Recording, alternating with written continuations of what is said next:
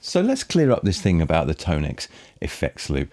I said it was a shame that it didn't have a loop, and my feeling when I was doing the prep for the video was that when I was running drives, then TONEX, then delays and reverb, that the delays and reverb weren't quite sitting right, that the guitar tone from the TONEX was fantastic, delays sounded fine, but at the time just sounded slightly separate from the dry signal, like it's not all glued together in quite the way I wanted. So I wrote that down as I was preparing the video, and then when I was actually came to film it, and as you'll see, I changed my mind, and whatever the issue was over the previous day wasn't really happening. Maybe my perception had changed. So I'm perfectly happy to recommend the TONEX pedal without concern about the effects loop, but we do need to talk about it.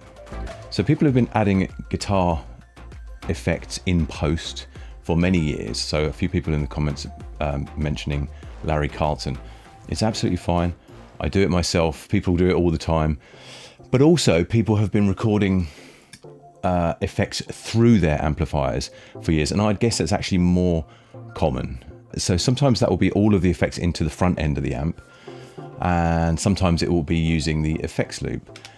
Now, this is important to me because the sound of delay and reverb going through the power amp and the speaker sounds different to the same effects being applied afterwards. It is different. So some people are correctly saying that an impulse response of a speaker cabinet, let's just say the cab part of TONEX, that is linear. This means that the sonic qualities of the impulse response don't change based on dynamics, i.e. it won't compress, it won't distort. So there's this idea that delay into an impulse response versus an impulse response into a delay, the same delay, will give you an identical output that they will null. But this is only true if both the delay and the impulse response are perfectly linear. Is the power amp section of a guitar amp linear? No, not usually. So we're always talking about power amp compression, sag, warmth. It's completely non-linear. Are guitar speakers linear? No. Again, we talk about speaker breakup. If, for example, you think about a really loud delay into the effects loop of a low-powered tube amp, that delay, those delay repeats would be competing with the dry signal through the natural compression and possibly the breakup of the power amp and the speaker.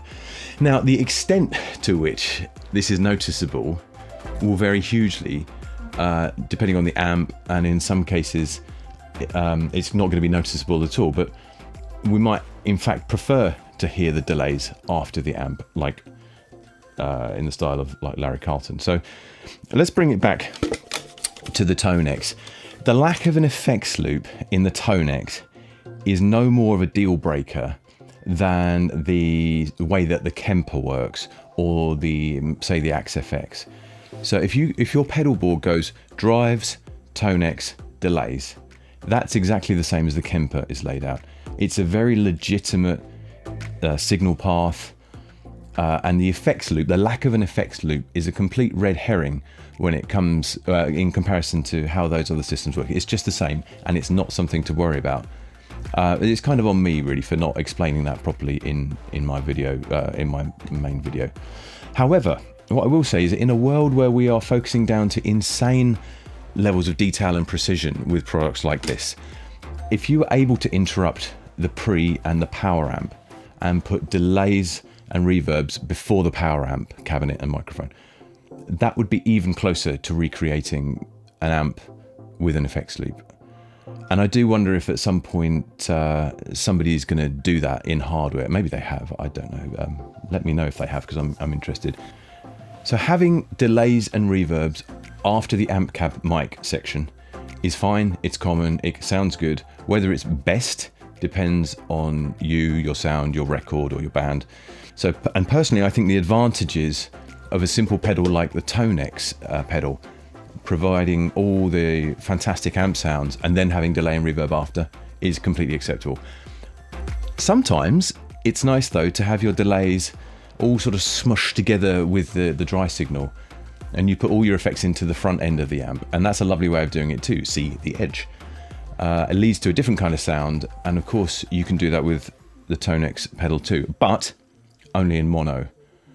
Then again, a lot of modelers, Kemper included, are only giving you mono too, so I wouldn't say that's a particular shortcoming of the TONEX. Personally, I'm considering getting a second TONEX pedal. You could then have like bi-amping, 2 completely different amps and cabs, or you could have a full stereo path. You could have wet-dry. We are in very exciting territory tonally at that point. You could sync them via MIDI and switch between sounds. Lots and lots of fun. There is a link in the description below. Use it, please. Please do use it if you're thinking about buying. You won't pay any more for the pedal, but I'll get a small kickback, and that really does help me make more content like this. There's also a link to my original definitive TONEX video down below as well. I appreciate all the comments, by the way. The discussion's been great, and thank you for all the new subscribers as well. I really do appreciate it. These are exciting times.